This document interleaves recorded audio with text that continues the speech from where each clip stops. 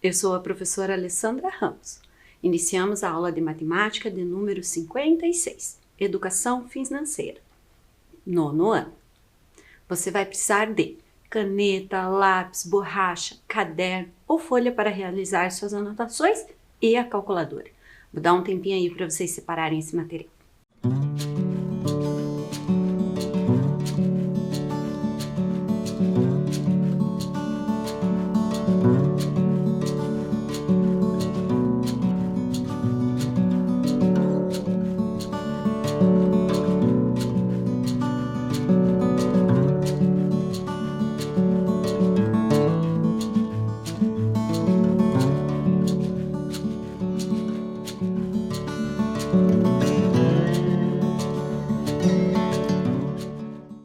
O que vimos na aula anterior? Resolvemos problemas analisando vantagens e desvantagens em situações de compra, na valorização do dinheiro e no consumo consciente e sustentável. Compreendemos, utilizamos e calculamos porcentagens, juros simples e compostos. Anotem lá a data de hoje, aula número 56, Educação Financeira. Vou dar um tempinho para vocês.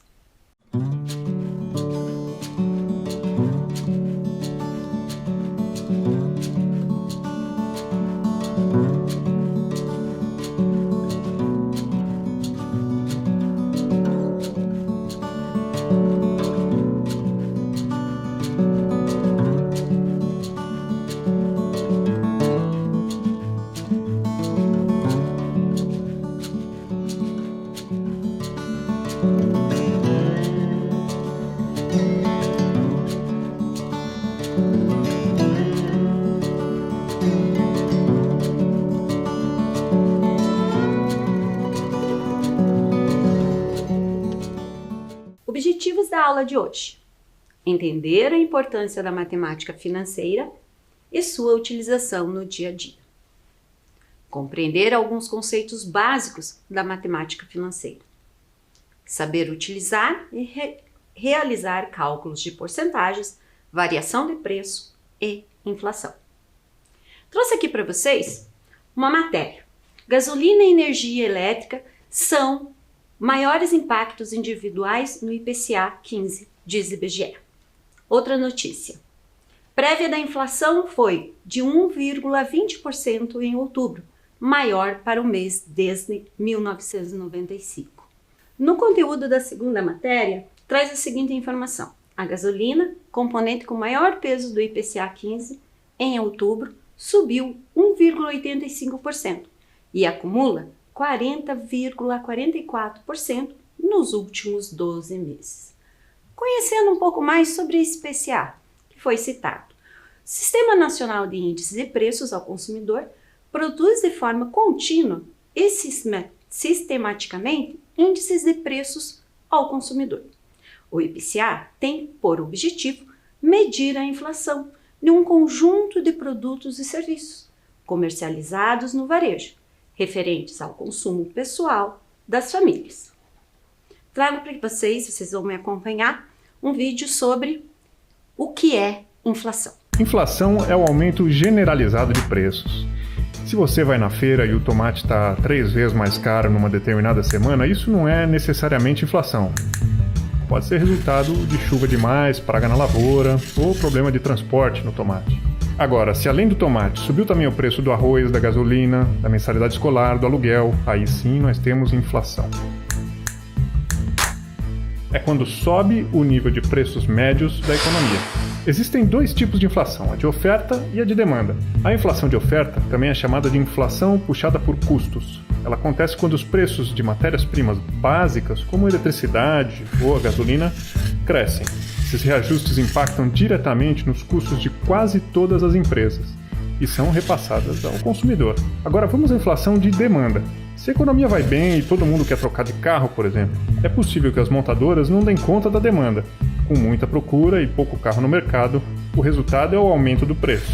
Essa expansão da demanda pode acontecer por vários fatores. Ou porque as pessoas estão ganhando salários mais altos, ou porque o crédito no banco está fácil de conseguir, quando o Banco Central imprime moeda para financiar o governo. No fim, quem mais sofre com a inflação é quem vive de salário. porque sua renda quase não muda. Então, se um trabalhador ganha hoje o mesmo que ganhava há 2 anos, na prática ele perdeu o poder de compra porque as coisas estão mais caras. O descontrole da inflação tende a gerar um ciclo vicioso. Os preços crescem, os trabalhadores negociam salários maiores para tentar compensar e logo depois os preços crescem ainda mais. Há ainda a questão das expectativas. Se o consumidor acha que um produto vai ficar mais caro no futuro, ele tende a comprar agora mais desse produto. O mesmo acontece com os empresários. Se eles acham que os preços vão subir lá na frente, eles já embutem desde agora os custos nos produtos para manter a margem de lucro. Ou seja, a inflação é uma bola de neve.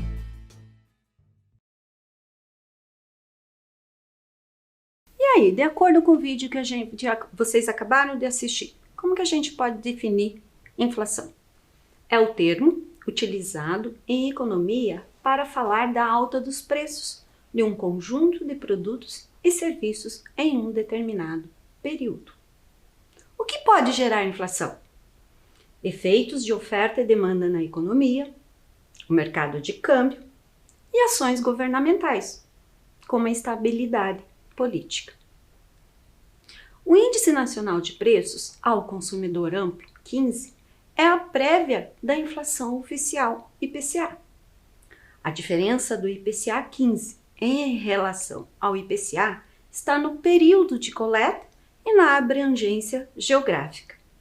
A meta central do governo para a inflação em 2021 é de 3,75% e o intervalo de tolerância varia de 2,25% a 5,25%.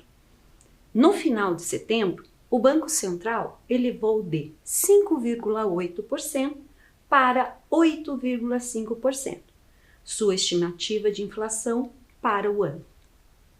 Trago aqui para vocês, nesse momento, um gráfico sobre a prévia da inflação em período, uma variação de 12 meses. Observem os valores destacados nesses 12 meses. Com a soma dessa variação, eu obtenho a prévia da inflação oficial acumulada em 12 meses. Trago para vocês o seguinte, pense rápido. Observando o gráfico ao lado, podemos dizer que a estimativa do Banco Central de 8,5% de inflação para o ano de 2021 está dentro da realidade atual? Vou dar um tempinho aí para vocês.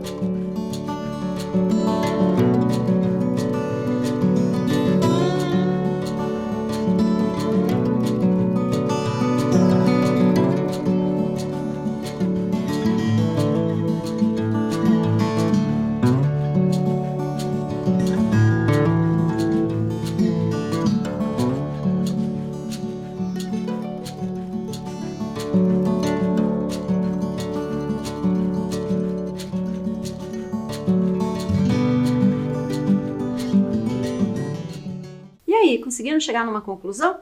Então eu vou te dizer o seguinte, se você respondeu sim, você está certo. Se você respondeu não, você também está certo. Como? Sim e não. Seguinte, vamos voltar na tela anterior. Tela anterior, eles tinham uma meta, inicial de 3,75. e tem uma margem de erro. Essa margem de erro é de 1,5 para cima ou 1,5 para baixo. Então, o máximo de pico que eles poderiam, o máximo que eles estavam prevendo de inflação era 5,25. Aí, em setembro, o Banco Central resolveu reavaliar essa variação da inflação. Então, ela já não partiu de 5,25%, ela já partiu para um superior, a previsão máxima com a margem de erro, de 5,8%, né? E subiu para 8,5%.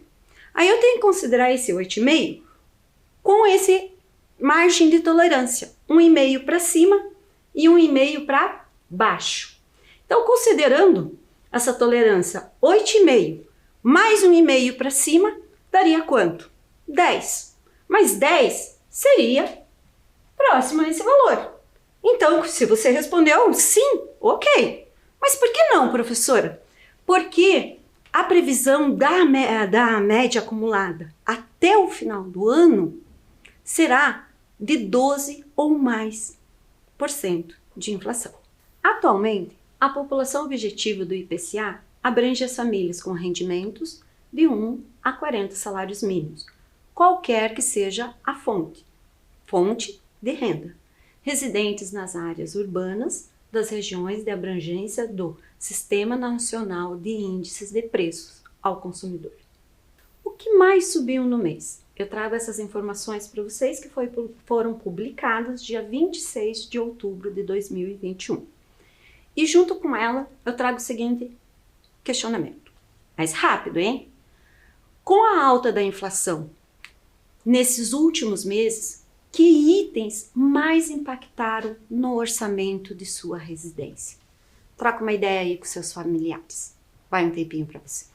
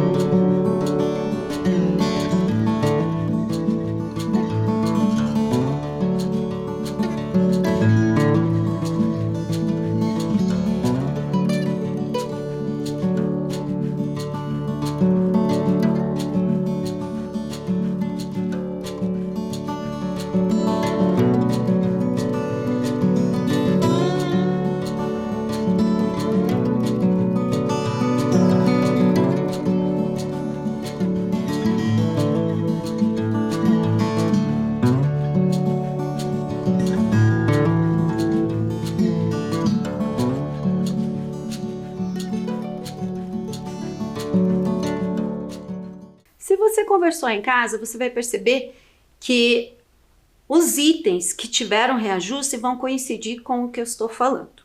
Desses 9 grupos apresentados, veja, eu não usei o termo itens, 9 grupos. Por quê? Dentro desse grupo aqui, por exemplo, habitação, entra diversos itens. Então, quando eu perguntei para vocês geralmente vão se indagar o seu familiar, conversar em casa, e você vai perceber que o que ele está citando não são grupos, mas sim itens. Então, vamos verificar que itens que tiveram essa alta. A energia elétrica foi o destaque no grupo habitação.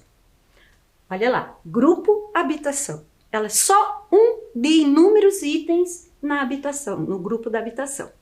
A alta decorre, em grande parte, da vigência da bandeira tarifária, referente à escassez hídrica, que acrescenta R$ 14,20 na conta de luz a cada 100 kWh consumidos.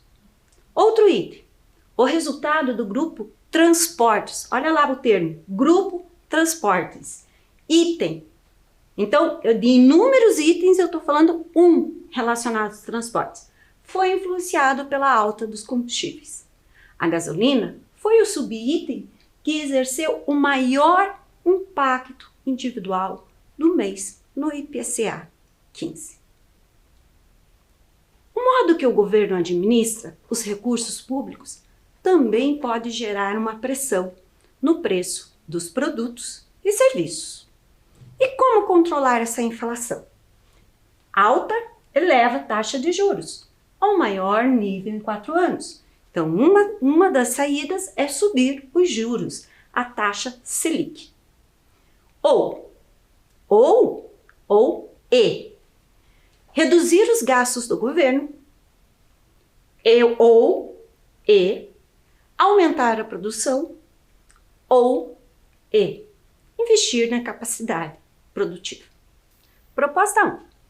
Pesquise sobre os reajustes, reduções realizados no preço da gasolina nas refinarias no ano corrente de 2021 no Brasil, até a data presente. Para facilitar na visualização, organize os dados da sua pesquisa num quadro. Então, trazendo o último reajuste, pesquisando lá. Me acompanhe juntamente com essa pesquisa. Que dados eu tenho? Eu tenho assim, que o anúncio foi feito dia 25, o reajuste passa a vigorar dia 26, que o preço na refinaria era R$ 2,98, passa a R$ 3,19 e o litro da gasolina subiu 7,04%. Vou pegar esses dados e vou colocar na tabela. Anúncio e a efetivação. Então, 25/10, a efetivação seria a partir de quando que o reajuste poderia acontecer. Seria na data seguinte. O reajuste de 7%, observe que eu não coloquei o símbolo porcento do lado de 7, mas por quê? Porque está lá em cima, ó, porcentagem. O símbolo de porcentagem. E tem aqui um asterisco também, se vocês observarem. O que significa esse asterisco? Se vocês voltarem lá no anúncio, olha lá, 7,04%. Então, a gente vai usar valores próximos para facilitar a nossa tabulação de dados. A total na refinaria, R$ 3,19. Litro na refinaria antes do reajuste, R$ 2,98. Com o antes e o depois, eu consigo calcular o valor que é de reajuste em centavos, 21 centavos. Próximo. Eu tenho que o reajuste de 7,2% passa a vigorar dia 9, então quer dizer que o anúncio foi realizado dia 8, antes o preço R$ 2,78, depois R$ 2,98, e a diferença já foi colocada nessa reportagem. Então, tabulando nos dados. Anúncio, efetivação, reajuste, total da refinaria, litro na refinaria e o reajuste em centavos. Continuando.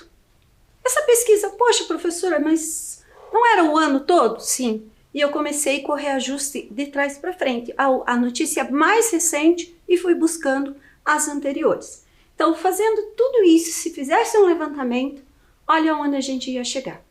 E aí, o que a gente obteve nessa tabulação de dados? Se vocês observarem, de janeiro a março, nós tivemos 6 reajustes. Como, professora, eu estou vendo 5. Não, foram 6. Olha essa linha aqui. Teve um reajuste. O que está faltando aqui é em porcentagem. Lembrando ainda, esse asterisco significa o quê? Um valor aproximado, para facilitar os nossos cálculos, tá? Então, 6 reajustes até o mês de março. Março teve 2 reajustes. Fevereiro, 2 reajustes. Janeiro, 2 reajustes. Aí a gente chega em março, continua em março. A gente tem 2 reduções no preço da gasolina, que é o item que a gente escolheu. Esse desconto em relação à gasolina, que é um dos itens que mais sofreram alta durante esse período de ano. Aí nós temos o quê? Essas duas reduções em março. Em abril, um reajuste de 1,9 e uma redução no mesmo mês da mesma porcentagem. Em junho, nós tivemos 2% de redução. Em julho, 6,3% de reajuste. Agosto com reajuste e outubro com 2 reajustes. Então vamos olhar proporcionalmente. Nós tivemos ao total 11 reajustes. E quantas reduções a gente teve? 4. Porém agora, além da quantidade 11, 6, vamos observar os valores. Observem os valores em relação ao reajuste. Eu tenho aqui 8, 9,2, 7, 7, fora os demais. Agora, observe em questão de quantidade os valores da redução. Após essa análise da tabulação dos dados, eu trago para vocês a seguinte proposta. Referente ao dado de 18 de fevereiro. Então vamos retornar lá no slide anterior. Olha lá, 18 de fevereiro, efetivação 19 de fevereiro, ele aconteceu, mas eu não tenho o quê? Em valor de porcentagem. Então, não haviam informações referentes ao percentual de reajuste anunciado, porque essa tabulação foi feita toda baseada em notícias. Então, olha lá a notícia. O que eu tenho de informações? Eu tenho o preço por litro, eu tenho o valor em reais, 23 centavos de aumento, e o preço final na refinaria da gasolina é de 2,58. Então, aí vai. Então, encontre o valor em percentual referente ao reajuste de 18 de fevereiro. Mas para isso, utilize, além dos dados, a ideia de proporção. Vai um tempinho aí para vocês.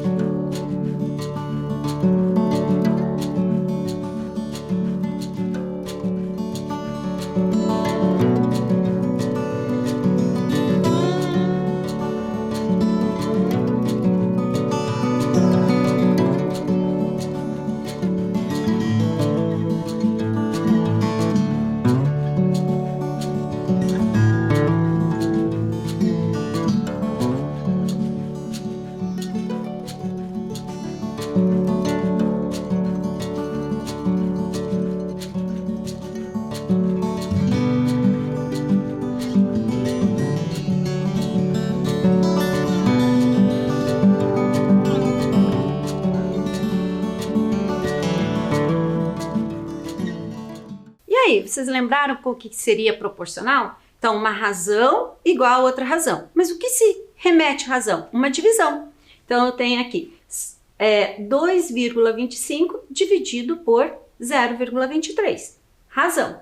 Igual a 100 dividido por x. Fazer a multiplicação das extremidades. Então, eu vou ter 23 centésimos multiplicado por 100. Como que eu faço 23 centésimos multiplicado por 100? Aqui não tem duas posições? Então, a vírgula anda para a sua direita, duas posições. Eu passo a ter 23 inteiros. Agora, é uma equação de primeiro grau, usando operações inversas.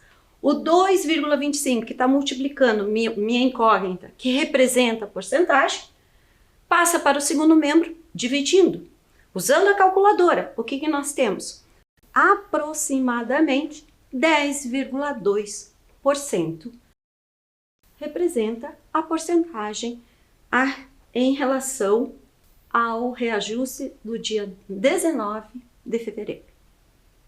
Na data de 25/10/2021, um determinado posto de combustível localizado no bairro Uberaba, no município de Curitiba, Paraná, estava revendendo o litro da gasolina comum pelo valor de 5,999.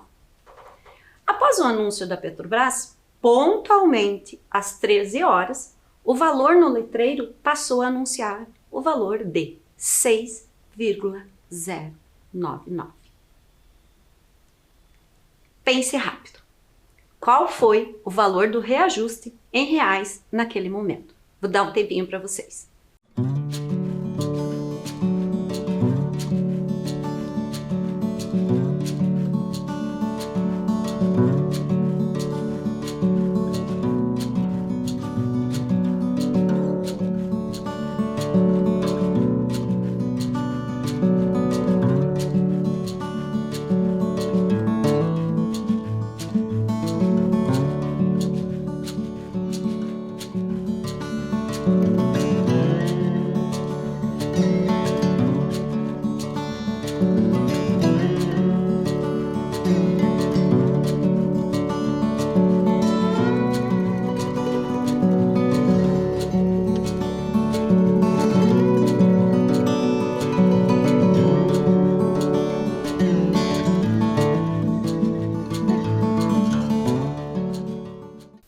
Conseguiram?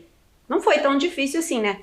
Eu pensei da seguinte forma: em vez de fazer a diferença, eu peguei o valor 5,99 e adicionei 10 centavos e cheguei em quanto? 6,099, chegando à conclusão que o reajuste foi de 10 centavos. Trago para vocês o seguinte: se o reajuste na situação apresentada foi de 10 centavos, então o valor repassado para a refinaria não foi repassado ao consumidor? Trouxe aqui para vocês o valor repassado na data em questão, 21 centavos. Vai um tempinho aí para vocês.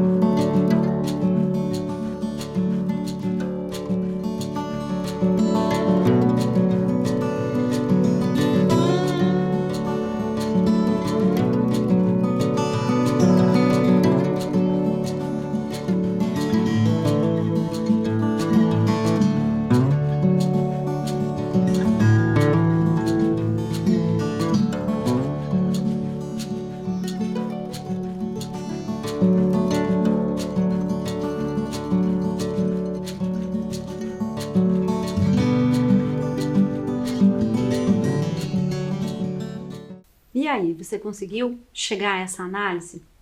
Se não, me acompanhe.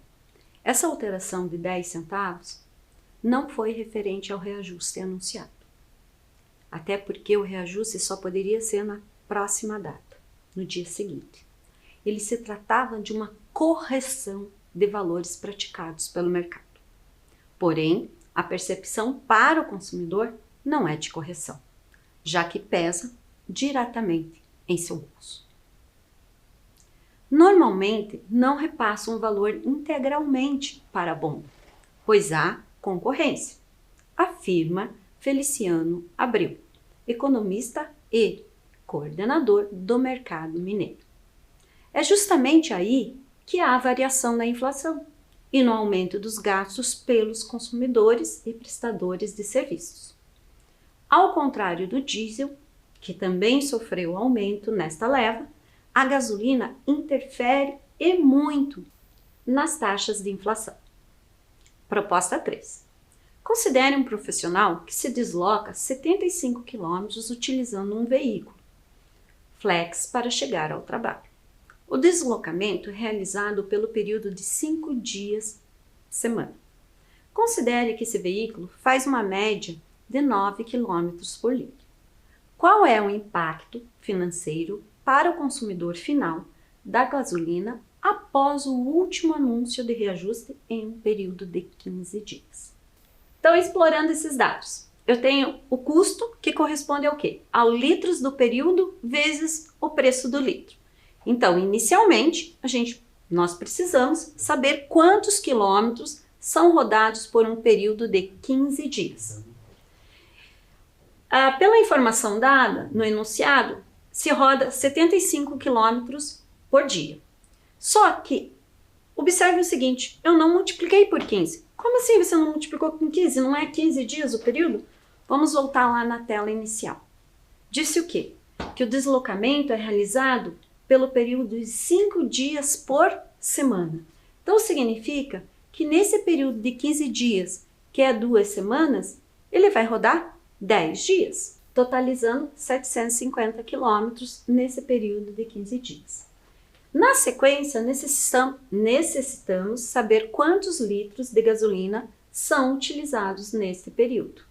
Então, 9 km por litro significa o quê? E para cada litro de gasolina, se roda 9 km. Ué, de onde você tirou essa informação? Novamente, lá do enunciado. Lembra que eu falei que a gente ia explorar as informações?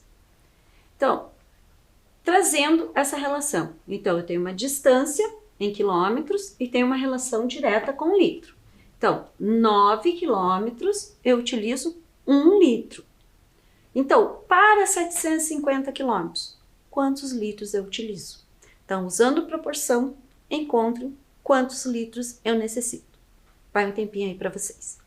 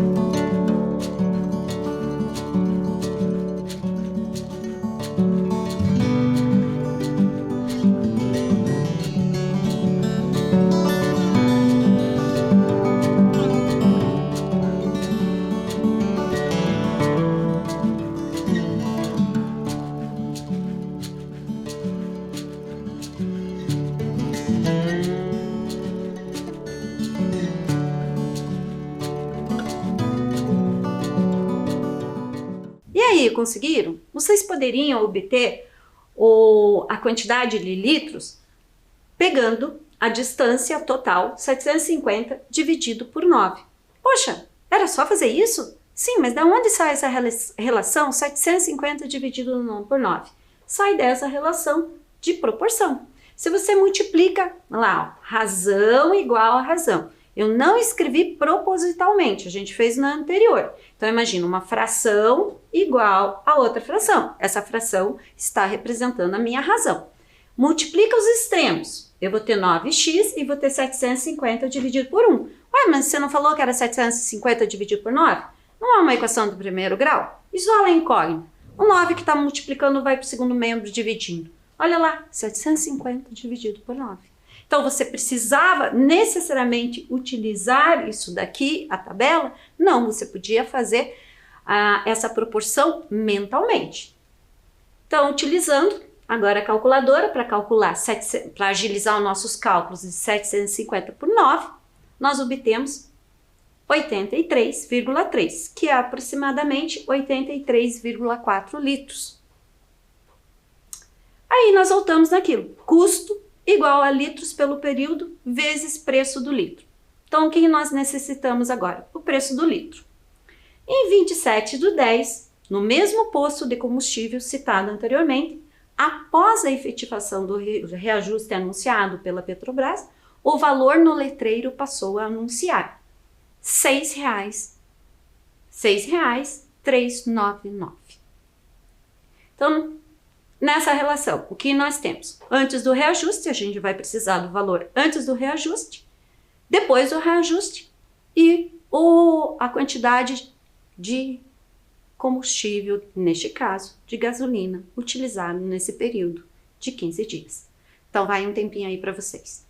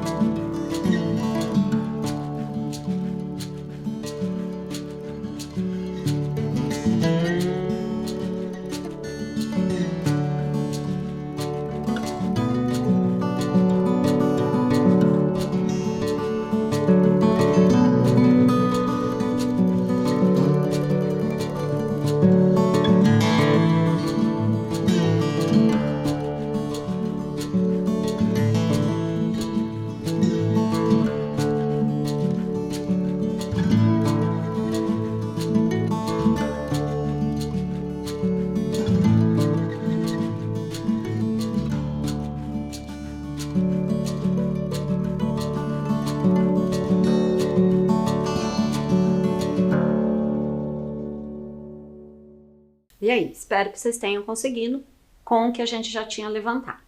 Então lá, eu vou pegar o valor do litro do combustível antes do reajuste, multiplicar pelo consumo de litros. Então, o que nós obtemos com a calculadora foi aproximadamente 499, neste caso, R$92. E depois do reajuste? Então, vamos ver o valor com reajuste. Então, eu pego o valor lá dos litros e multiplico pelo valor de cada litro no posto, com o reajuste. Então, esse deu um valor exato. Então, se vocês me acompanharam lá, viram na tela, R$ 533,25. Como deu exato, não utilizei o valor aproximado. Então, gasto.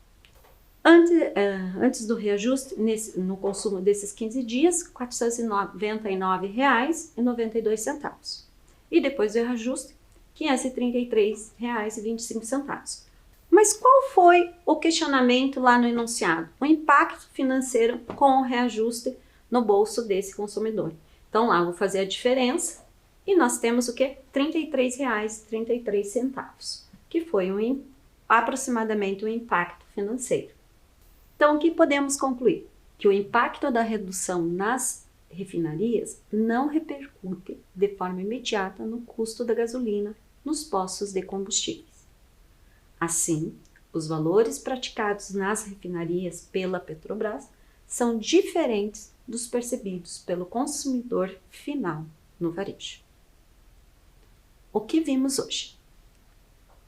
Resolvemos problemas analisando vantagens e desvantagens em situações de compra, na valorização do dinheiro e no consumo consciente e sustentável. Compreendemos e calculamos porcentagem e realizamos um estudo sobre inflação e seus impactos. Até a próxima.